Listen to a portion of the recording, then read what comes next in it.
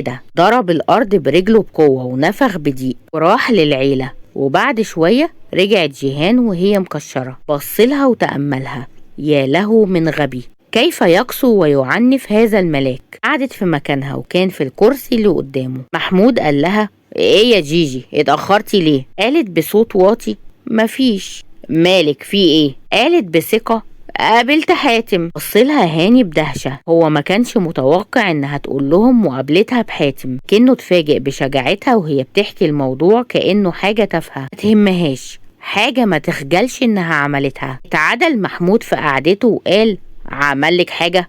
قالك ايه؟ لا ما تقلقش، هو حاول يجر معايا ناعم بس انا وقفته وعرفته مقامه كويس. فوزية قالت ربنا ينتقم منه، انا لو شفته هاكله بسناني. غادة قالت لها اوعي تزعلي نفسك يا جيجي. وسارة قالت لها لو عايزة تمشي مفيش مشكلة نمشي، أنا كويسة يا جماعة وأحسن من الأول، لما زعقت له حسيت إني بقيت أحسن بجد. ضحكت غادة وقالت يا شريرة. اتكلم الكل مع جيهان عشان يخففوا عليها الموقف، أما هو ففضل ساكت ما عندوش حاجة يقولها. خرج تليفونه من جيبه وضغط على الزراير وحطه في جيبه مرة تانية. بعدها على طول وصلت لجيهان رسالة على تليفونها. فتحت الرسالة لقيتها من هاني وكان بيقول لها أنا آسف ما تزعليش. حست بقلبها بيدق وابتسمت من غير ما تحس. بصيت له لقيته بيبص عليها وعينيهم جت في عيون بعض، لكنه ودى وشه بعيد. أول ما لقاها بصت عليه. بصت هي للكل لكن لقيتهم منشغلين وما لاحظوش اللي حصل ما بينهم من اتصال العيون. فتحت تليفونها وكتبت له رسالة وقالت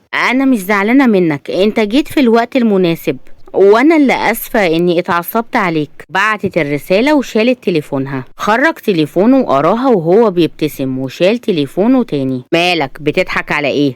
خليك في حالك. لا بجد قول مبسوط يا اخي، فرحان، في مانع؟ طيب يا سيدي ربنا يبسطك اكتر. وصلها هاني وقال ان شاء الله هننبسط قريب. ما فهمتش جيهان نظرته وكلمته وما فكرتش كتير فيها واندمجت مع كل اللي موجودين. بعد شوية شالت غادة عمر تتمشى بيه، كانت عايزة تتكلم معاه وتحكي معاه. شايف يا عمر اللي حصل؟ انا ليه بيحصل لي كده؟ انا اي نعم كنت بتمنى ان هو يحبني زي ما انا حبيته، بس ما حصلش ما بينا حاجة. ليه بيطلعوا علينا اشاعات؟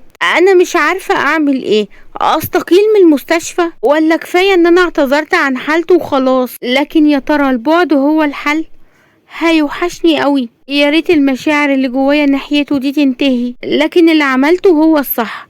البعد عن المشاكل والكلام هو احسن حل. لكن يا ترى يا غادة بعدك عنه هيمحي حبه من قلبك؟ ايوه البعد هو الحل، وهو اكيد مش هيفضل في المستشفى على طول، اكيد هيخرج من المستشفى، وفي الحالة دي اكيد انا هنساه. اقنعت غادة نفسها ان الحل مسألة وقت وهينتهي حبه اللعين من قلبها. رجعت غادة بعمر مكان ما هم قاعدين وقاموا كلهم مشوا ورجعوا لبيتهم. واخيرا جه يوم الحد اللي انتظروا شريف بشوق، اما غادة فانتظرته بخوف. لا دي ما كانتش تتمنى ان اليوم ده يجي من الاساس، لكنه جه ولازم تواجه زمايلها في المستشفى. دخلت مكتبها بسرعة وما قابلتش حد. بعد شوية دخلت لها لمياء. ازيك يا ست الدكتورة، كده قافلة تليفونك اليومين اللي فاتوا دول؟